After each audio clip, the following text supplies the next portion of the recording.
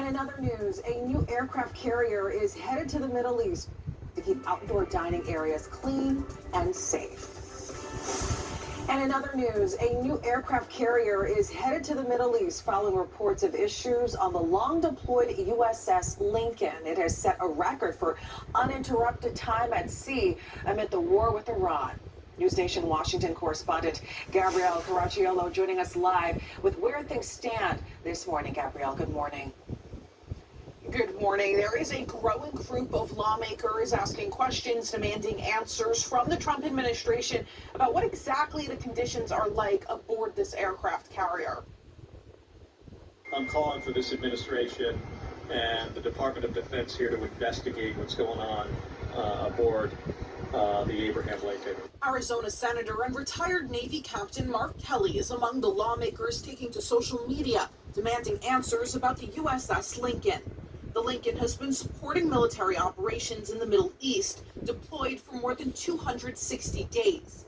And reports have emerged saying sailors are struggling with mental health, exacerbated by supply shortages. This president got us into this war with Iran with no strategic goal, without a plan, without a timeline, and he has no way out. And because of that, you've got these deployments that are being extended to much beyond what anybody had anticipated or planned for.